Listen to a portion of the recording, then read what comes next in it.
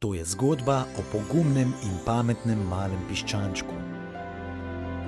Nekoč je obstajala čudovita vasica, blizu reke, v majhni koči je živela kokoš. Skotila je 12 jajc, od katerih se je izvalilo le 10 piščancev, 2 jajci pa sta ostali v svoji prvotni obliki. Kokoš je jajce zapustila v skednju in odšla ven, da bi skupaj z 10 piščančki poiskala hrano. Medtem se je iz enega izmed 2 jajc izvalil majhen piščanček.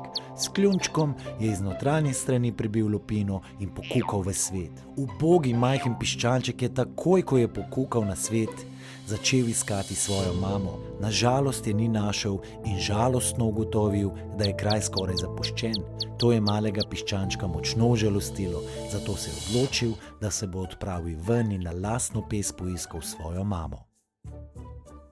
Močno je zakrilil in začel svoje hrabro potovanje. Ko je piščanček začel hoditi po svojih nogah, je zagledal kravo, ki se hrani na zeleni travi. Z veliko navdušenja je gledal v to ogromno, visoko žival.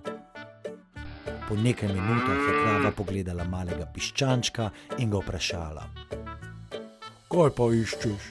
Zakaj me gledaš tako presenečeno? Si ti moja mama? Je nedolžno vprašal piščanček. Krava se ga je usmilila, ko je v njegovih očeh videla negotovost in rekla: Poglej me, kako velika in visoka sem. Tvoja mama je mnogo manjša od mene. Oh, moja mama je manjša od tebe, je vprašal piščanček.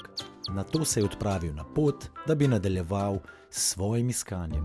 Po določenem času je piščanček videl kozo, ki je neumorno jedla liste. Šel je k njej in jo vprašal: Zdi se mi, da si ti manjša od krave, si ti mogoče moja mama?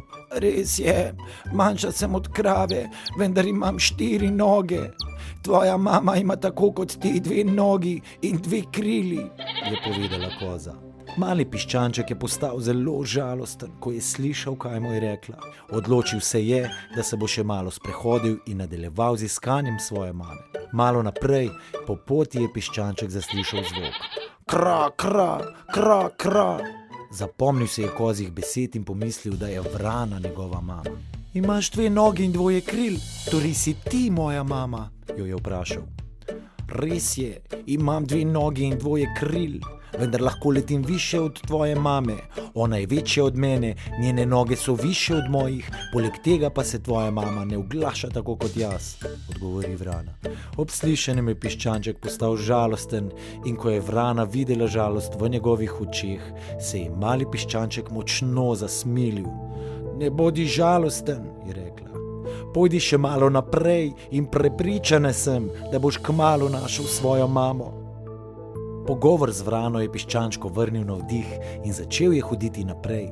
S svojimi srčkanimi nogami je kmalu prišel do manjšega ribnika in tam našel raco z malimi račkami. Piščanček je postal izredno srečen, saj je na lastne oči videl nekaj podobnosti z raco, kot je to razložila tudi vrana.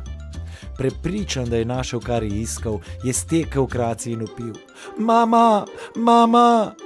Raca je bila močno presenečena, ko je zagledala piščančka kričati. Zakaj si tako presenečena, mama? Jaz sem tvoj otrok, je rekel piščanček. Ne, dragi, žal nisem tvoja mama, mu je odgovorila raca. Mali piščanček je začel žalostno ječati. V tem trenutku je bil prepričan, da nikoli ne bo našel svoje mame. Zakaj jokaš, dragi? Dovoli, da ti pomagam.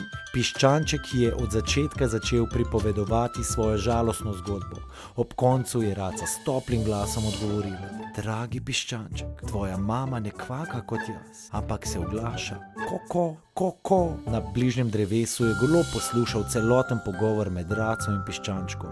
Odločil se je, da mu bo pomagal in odletel proti njemu.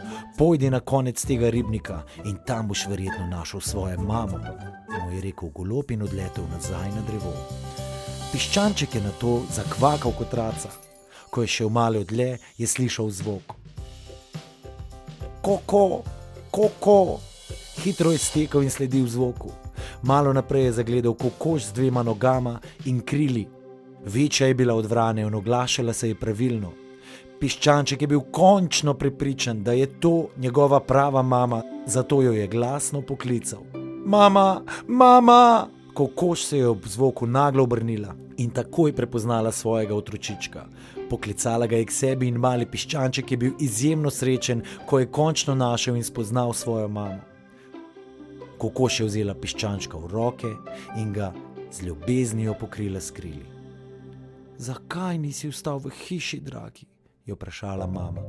Odšla sem, da bi poiskala hrano zate in do zdaj bi se že zdavnaj vrnila. Radovedna mama je želela tudi izvedeti, kako je mali piščanček odšel ven, da bi jo poiskal, zato ga je o tem tudi povprašala. Piščanček je s svojim ljubkim glasom pojasnil vse, kar se je doslej zgodilo.